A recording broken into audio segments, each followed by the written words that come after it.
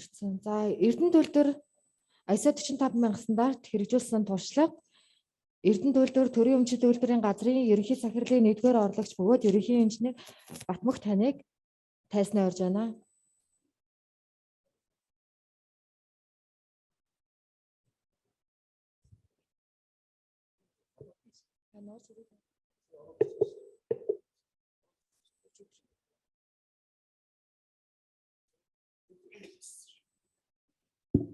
За сайн бацхан уу.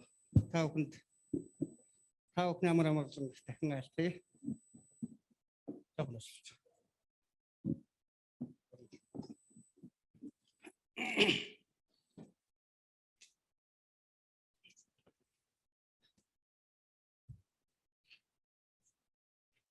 За Эрдэнэ төлдөр үүсгэн байгуулагдсан цагаас өнөөдрийг хүртэл хөтөлбөрийн аюулгүй байдлын талаар системтэй бодлогоо хэрэгжүүлж үе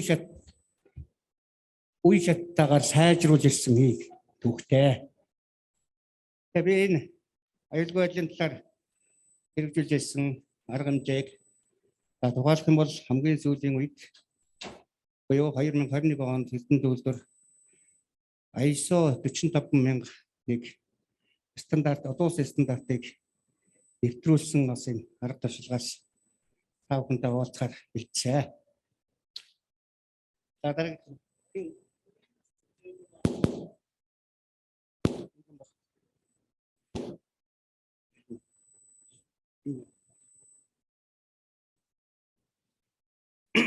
за би энэ 6 агуулгын хүрээнд та бүхэнд ихтэй танилцуулъя. Нэгдүгээр Эрдэнэ төлөвлөлтөөр хямаагийн бодлого өдөржингөө тогтолцоог шинжлэх за энэ 45,000-ыг нэвтрүүлэх болсон шаардлага байсан юм байна. Гэдэг талаас нь хоёрдугаар мэдээж энэ сургалтууд за энэ хямаагийн өдөржингөө тогтолцооны дүрм журмуудын өөрчлөлтүүд за энийгээ бас хямдаг дотоод аудитын тогтолцоог бий болгосон. Адил энэ дээр оролцох чуулганы оролцоо манлайллын асуудал. За мэдээж цаг үе энэ ковидын үед бас энэ болж байгаа онцлогын дагуу COVID-19 үед энэ хүчтэй сэргийлэх үйл ажиллагаа бас аюулгүй ажиллагааны нэг хэлбэр болж байгаа учраас энэ талаар бас тодорхой мэдээллийг бас өгье.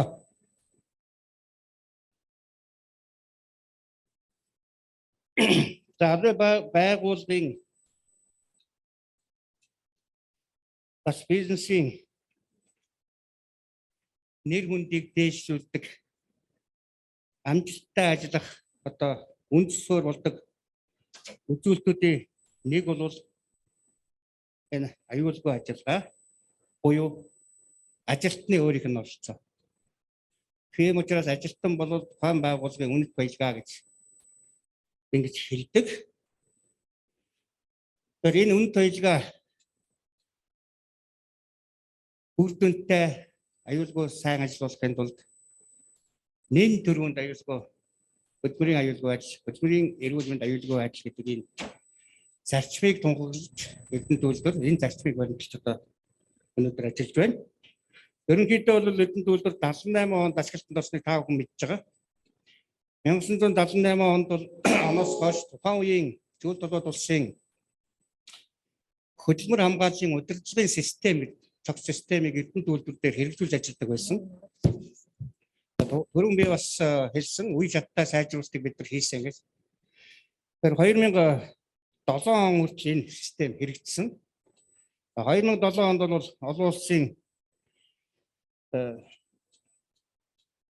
хөтөлбөрийн эрүүл мэнд аюулгүй ажиллагааны агсаас 18,000-ыг стандартыг нэвтрүүлээд 2012 оноос мөн эминээс агсаас 18,000-ыг стандартыг нэвтрүүлж ажиллаж байгаад өнгөрсөн 8 дугаар сараас 2021 оноос гэж хэлж болно. Одоо энэ оноос ISO 45001 2018 стандартыг бас нэвтрүүлээд ажиллаж байна.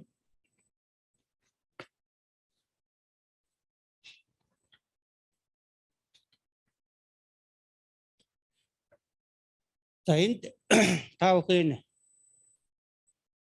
4 шаардлагыг харж байна. За эрдэд үйлдвэр ерөнхий захирлын тушаалаар үйлдвэрийн алсын хараа эрхэм зорилгыг бид шинжилэн тогтоосон. Дэлхийн жишг Монголын бахархал байна гэж тодорхойлсон.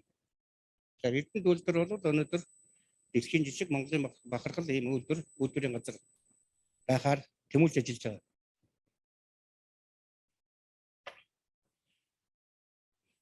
За энэнийхээ хүрээнд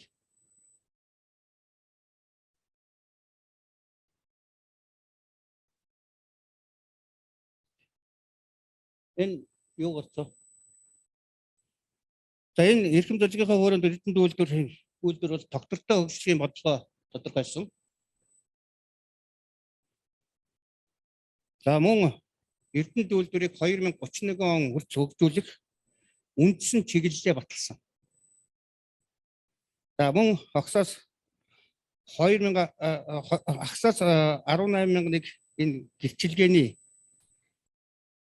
үйлчлэлийн хугацаа дууссантай холбогдуулаад ISO 45000 олон улсын стандартыг баталж хэрэгжүүлэх ийм шаардлага бид бас үйлдвэрийн өмнө тулгарсан байгаа. Тэгэхээр энэ хүрээнд бол бид нар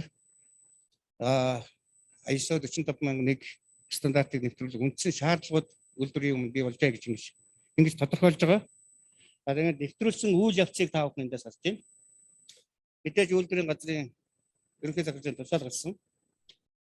За тушаалыг үндэслэж за миний үйлдвэр гэсэн ерөнхий захирлын нэгдүгээр ерөнхий инженерийн 103 дот шийдвэрээр энэ нэвтрүүлэх ажлын хэсгийг бас байгуулсан. Энэ бол их оролцогч хүмүүс нь бол их учир утгатай их нарийн бодлоготойгоор одоо энэ хүмүүсийг энэ ажлын хэсэгт оруулсан. Түрүүн би бас нээлтээр хэлэхдээ мэрэгсэн хүмүүсээс сурсан юмыг сонсох нь бол аюулгүй ажиллагаанд их үр дүн өгдөг юм байна гэж ингэж хэлжсэн. Энэ утгаараа энд бол мэрэгсэн бэлтгэсэн хүмүүсийн ажлын хэсэгт оруулж ажилласан.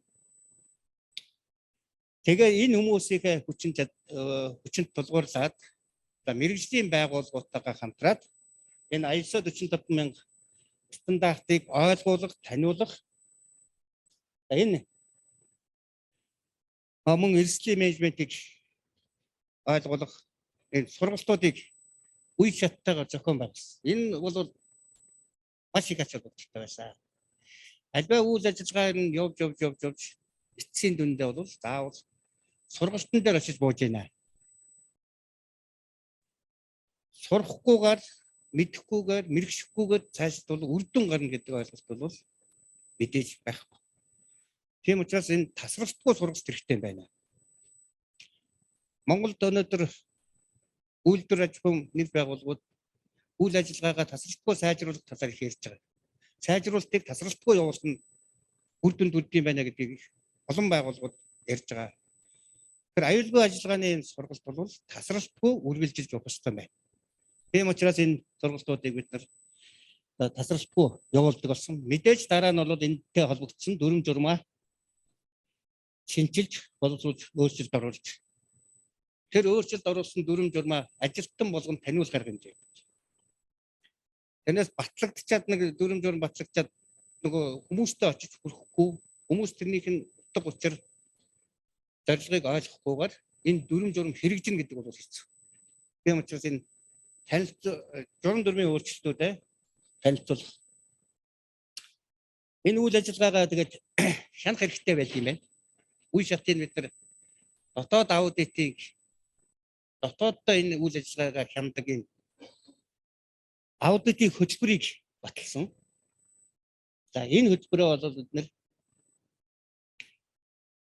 хэрэгжүүлснээр тэр бичсэн SFCS эрх ухааны компани манайхыг энэ ISO 45000 стандартыг нэвтрүүлжээ гэдэг дээр бол аудит хийсэн. Ийм үе шатуудаар бид нар одоо ер нь өнөөдрийн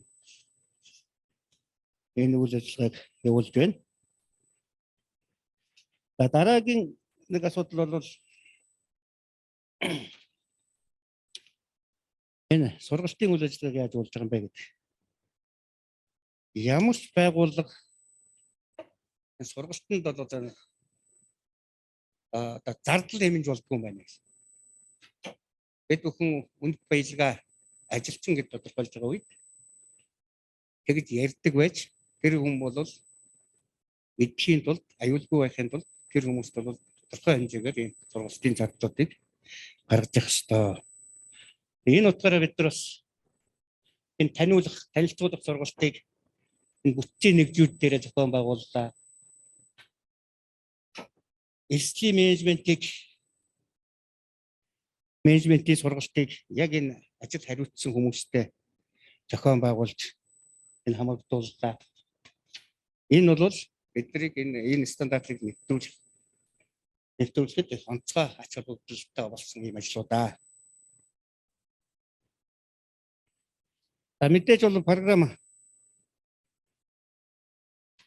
хангамжуудыг бид нар ашигладаг болсон. За ISO 45000 стандартыг танилцуулах сургалтуудыг явуулдаг энэ програм хангамжуудыг бид нар ашиглаж байгаа. Цар тахлын үед бас Монгол улсад албан байгууллагуудад гарсан нэг боломж буюу давуу тал бол энэ онлайн сургалтуудыг онлайн энэ мэдээллийн програмуудыг сайн ашигладаг болсон. Ямар ч байсан ашиглалтын дээр бол нэгэн дахин дэвшил гарсан жилүүд байсан гэж ингэж та бүхэн бас ойлгож байгаа бах. Бид нар энэ сургалтуудаа энэ дээрх програмуудыг бас ашигласан. Энэний програмуудын давуу бол сайн талуудыг та бүхэн бас туршлага солилцох зурмаар манай Эрдэнэт үйлдвэрээр очиж танилцж сургалтыг энэ програмуудыг ашиглаж сургалтын ус хүмүүсээс туршлага судалж болно. За дүрм журмын шинжилт. За үйлдвэрийн 60 ажилтан зөвхөн энэ хаб эрүүл ахуйн чиглэлээр ажилладаг байсан 60 ажилтныг бид нар 6 баг болгож хуваалцсан. 6 багийг бид нар энэ хоёр багнаас тавхан харж байна. Энэ уулын ажлын чиглэлээр үйлдвэрлэлийн чиглэлээр тээврийн чиглэлээр механикийн чиглэлээр эрчим хүч нийгмийн гэдэг үйлдвэрийнхээ онцлог тохируулж ингэж 6 баг болгосон. Эрдэнэт үйлдвэр уулуурхаан үйлдвэрүүдийн онцлогоор ажлын байрууд нь бол эрсдэлтэй ажлын байртай ийм газар. Бид нар эрсдлийг бууруулж байгаа ч гэсэн эрсдэлтэй ажлын байр байсаар байгаа. Тэгэхээр энэ эрсдлийн чиглэл эрсдэл болгоно өөр өөрийн онцлогтой хийж байгаа ажлаасаа хамаарат. Уулын ажил явуулдаг хэсэг нь өөрийн гэсэн онцлогтой эрсдлүүд байна. Тээвэр хийж байгаа хэсэг дээрээ бас өөрийн онцлогтой эрсдлүүд байна. Үйлдвэрлэл явуулж байгаа газрууд дээрээ бас өөрийн онцлог эрсдлүүд бий байж байна. Механик засварын гэдэг дээр нэг засвар үйлчлэгээ хийж байгаа хүмүүстээр бас өөрснийх нь мэргэжлээс хамаарсан онцлог эрсдлүүд бас байна. Эрчим хүчил цахилгааны чиглэлээр бас ойлгомжтой. Нөгөө талаар нийтийн хэвийн нөхцөлд ажилладаг нийгмийн цэхүүдийн хүрээнд бас ахуйн шинжтэй ослын эрсдлүүд бас байж байгаа. Энэ эрсдэл болгоныг бүлгээр нь бид нар хувааж ийм бүлэг болгож ажилласан юм аа. Тэгэхээр чиглэлээр нэм эрсдлийн үнэлдэг тэгээд эрсдлээ үнэлсэн хүмүүс удсан сэргийлэх ажлыг төлөвлөд ингээд явахаар бол үр дүнд хүрч байгаа маа. Энэ онцлогоос нь бас энэ 6 багийг та бүхэнд бас нэвтрүүлсэн туршлага болгож танилцуулж байгаа. За мэдээж урд өмнө мөрдөлж байсан хабын энэ дүрм журмууд бол манай үйлдвэрээр олон 27 дүрм журм ингээд үйлчлдэг байсан. Энэ дүрм журмуудаар бид нар шинжилгээ хийж үзээд өөрчлөлтүүдийг оруулсан. За нөгөө талаар энэ өөрчлөгдсөн дүрм журмуудаа хэлэлцүүлэг хийсэн байна. Багууд дээр хэлэлцүүлээд дараа нийтийн дунд хэлэлцүүлэг явуулаад ингээд мөн мэрэгжлийн багууд дээр хэлэлцүүлэг хийгээд ингээд энэ 45,000 стандартын хүрээнд журмуудаа бид нар өөрчилж авсан.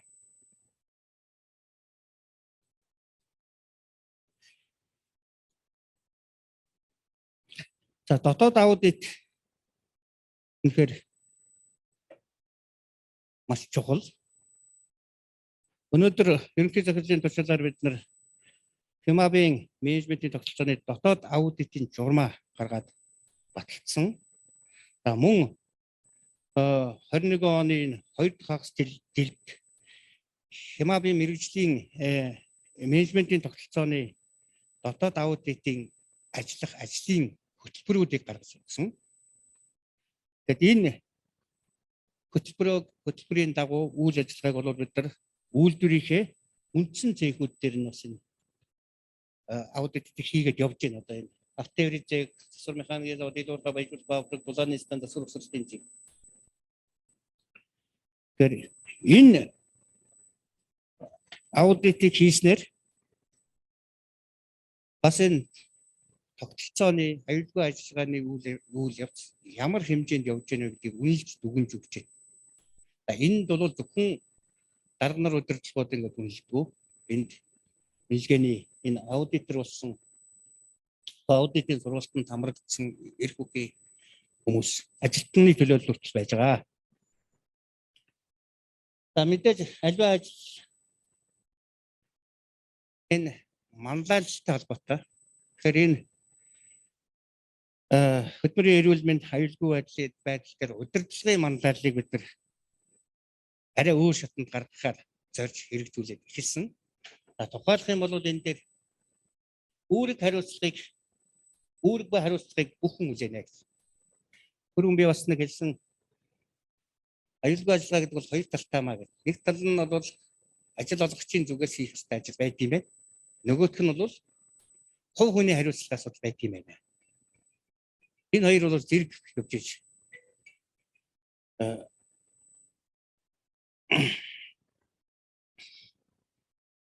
Тэгэхээр удирдлагын манлайлал бол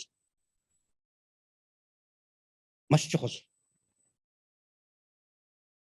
Энэ удирдлагын манлайллын хүрээнд нэг шинэ ажил хийсэн бид нар бол удирдлагуудын амлалтыг өгүүлдэг болсон. 20 онд 92 удирдлага ажилтан Хямабын чиглэлээр би манлайлагч байна гэж амласан. Энд 20 онд 21 онд одоо энэ доор 238 удирдлага ажилтан би Хямабын чиглэлээр би манлайлагч удирдлагч байна. Манлайллыг үзүүлнэ гэж өөрөө амласан. Тэгэхээр аливаа удирдлагын менежментийн тогтолцоонд хүн өөрөө амлах нь үүрэг даалгавар авахаас илүү хариуцлагатай болт юм байна. Дор хаяж хэлсэн амандаа байхын тулд хичээд юм. Та бүхэн мэдж байгаа үйлдвэрийн газруудаар удирдлага дэш шатны хүмүүс, удирдлагын багийн хүмүүс ажлын байруудаар ингэж явж байхдаа заримдаа ингэж ажлын байраар явж гэн гэдэг нэрээр одоо ингэж хааби хувцсгүй жишээлбэл яваад орчих тохиолдлууд бол байдаг гэсэн. Энэ бол нууц биш. Өнөөдөр бол манай удирдлагч нар юу гэж амлаж байгаа нөхөр дор хаяж цэхэд орохдоо би тэр цэхийн аюулгүй байдлыг хангасан хувцс сэргийлэлгүйгээр би орохгүй гэж амлаж байгаа. Дор хаяж. Тэр чинь нөгөө бусад ажилчдаа бол үзүүлж байгаа үлгэр дуурай буюу манлайллыг нэг хэлбэр. Өөрөө аюулгүй ажиллагааны хувцсаа өмсөөгүй ажил дутуу өмсчөд ажилчнаас шаардаад байх нь бол утгагүй зүйл та бүхэн мэдж байгаа. Тийм учраас энэ удирдах ажилтнуудаас амлалт авахулдаг. Мэдээж манлайллын төлөвлөгөө боловсруулад бүх цэхүүд дээр төлөвлөгөө манлайллын талаар ямар ажил хийх юм бэ гэдгээр төлөвлөгөө боловсруулад ажиллаж байна. Өглөөний хаб гэдэг ярилцлагыг хийдэг болсон. Өглөөний хаб. Өглөө ажил эхлэхээс өмнө аюулгүй ажиллагааныхаа тухай ярьдаг болсон. Одоо энэ ажлыг өнөөдөр би хийхээр боллоо. Яаж аюулгүй хийх вэ гэдэг талаараа ярилцчихэд ажилд ордог болсон. Тэгэхээр багахан хэмжээний цагийг бид нар ажил эхлэхийн өмнө аюулгүй ажиллагаанд хандуулдаг болсон байна. За хуучин бол мэдээж үүрэг даалгавар авлаа. Тэгэхээр ажиллаа хийгээл явдаг. Мэдээж ажилчны аюулгүй ажил нь та нарын үүрэг гэх мэтээр өргөддөг байсан бол одоо сануулдаг болсон байна. Өглөөний хаав гэдэг бол ийм сайн тастай. Ажлаа эхлэхээс өмнө аюул эрсдлийг төрүүлж боддог, дөрвөлж тооцоолдог, аюулгүй ажиллагааг төрүүлж сануулдаг болсон байна. За мэдээж янз бүрийн аянуудыг өрнүүлж байгаа. Тэгэхээр нэг зэсгүүд бол их өсөлтөндөө оролцдог юм байна. За мөн нэг шинэ ажил бол энэ ажилтны асуулт өдөржингөө хариулт гэдэг самбарыг ажилладаг. Ажилтан бол аюулгүй байх талаар асуулт асуудаг. Янз бүрээр асуудаг. Ийм юм байхгүй, энийг чинь би яаж гүйцэтгэх юм бэ? Яаж аюулгүй гүйцэтгэх юм бэ гэдэг асуулт гарч ирнэ. Тэгэхээр түрүүний миний ярьсан ажил олгогчийн зүгээс аюулгүй ажиллагааны хил хязгаар аль хүртэл явах юм бэ? Аюулгүй ажиллах орчныг бүрдүүлэх, нөхцөлийг бүрдүүлэх, хамгаалах хувийн хэрэгсэл, өмнө олон улсын чанар стандартыг шалгасан хамгаалах хэрэгслүүдээр хангах. Тэгэхээр энэ аюулгүй энэ ажил эхлэх хүртэл энэ хил хязгаараа хүртэл одоо үүргээ бол бүрэн биелүүлж манлайлалаа хэрэгжүүлж ингэж явах шаардлага явах хэрэгтэй. Дараагийн ажил бол удирдлага ажлын байранд. Ажлын байран дээр нь очиж тэр ажлын байрны аюулгүй ажиллагааг тэр ажлыг хийж байгаа хүнтэйгээ ярьдаг болсон. Энэ бас их юм өгч байгаа. Үр дүн өгч байгаа. За ийм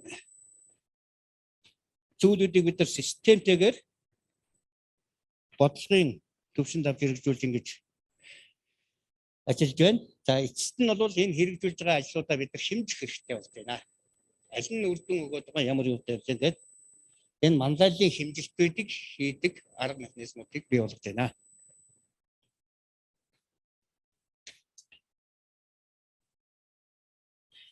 За энэ дээр бол энэ ажилтнуудын бол бүтээлч ажлууд ажилтан болгоны оролцоог бас үнэлдэг болж байна. Оролцоог их зөв шударга үнэлэх юм бол энэ ажлын үр дүн өөрөө их эерэг сайн болж байгаа. Одоо мэдээж хийдэг эрсдлийг бууруулах, чиглэлээр хийдэг хэрэгжүүлдэг олон ажлууд аж ахуйн нэгж байгууллагууд төр байдаг. Тэгэхээр энийгээ бол оролцоогоор нь бас хэмжиж үнэлж явах нь бас бан үед бол одоо ажил үр дүнтэй болохыг бас нэг хүчин зүйл болж гарч иж байгаа. Тэгэхээр энийг бол маш шударгаар маш сайн үнэлж олонний дунд бас таниулж явах нь зөвөө. За энэ асуудлуудыг ярьсны үндсэн дээр бид бас ISO 45000-ыг олон улсын стандартыг эрдэнэ төлөвлөлт төрийн өмчт үйлдвэрийн газар ажлын байранд хэрэгжүүлсэн, нэвтрүүлсэн ийм байгууллага болсон. Бичлэгээ батламжаа гаргаж авсан. Цаашид бас ингээд энэ чиглэлийн ажиллагаа сайжруулаад ингээд явах болно. За энэ баг хурлын онцлог нь бас COVID-19 цар тахлын үйл энэ байдалтай холбогдож байгаа учраас эрдэнэ төлөвлөлт дээр энэ цар тахлаас уучлан сэргийлэх, уурхайчин хамт олноо энэ цар тахалд өвчлүүлэхгүй талаар бид нэлийн системтэй бодлоготой ажлуудыг авч хэрэгжүүлснээр бас таавал танилцуулъя. Мэдээж улсын хэмжээнд бол улсын онцгой гомс уул уурхайн яамн дээр байгуулагдсан уул уурхайн үйлдвэрүүдийн шуурхай штаб Орхон аймаг орон нутгийн шуурхай штаб онцгой гомстойгоо хамтарч ажилласан. Мэдээж чиглэл зөвлөмж заавруудыг хэрэгжүүлж ажилласан. Илээ гэхдээ эрдэнэ төлөвлөлт өөрийнхөө онцлог тохирсон арга механизмуудыг авч хэрэгжүүлсэн. Энэ бас түрүүн үгэндээ хэлжсэн эрдэнэ төлөвлөрийн ур хажид зогсох эрхгүйгээр ажилласан. Монгол орны хувьд бол олон аж ахуйн нэгж тэр тусгай төрийн байгууллагууд хүртэл 20% ажил 80% зогсоож ирсэн ийм хүндхэн цаг үеүүдийг бид нар өнгөрсөн 2 жилийн хугацаанд тууллаа. Эрдэнэт үйлдвэрийн хувьд бол онцлог байгаа. Үйлдвэр зогсох хэрэггүйгээр урд ажилд маань ажилласан. Зогсох хэрэггүй ажиллаж байгаа улсуудыг яаж хамгаалах вэ гэдгийг бодлогын жанртай арга хэмжээнд бид нар авсан. За үйлдвэрээ эхлээд бүсэд хуваасан. Аюулгүй ажиллагаа энэ аюулаас нь хамаарсан, зэрэглэлээс нь хамаарсан 4 бүсэд хувааж ажилласан. За энэ бол үйлдвэрийн тасалбаргүй ажиллагааг хангах бүс.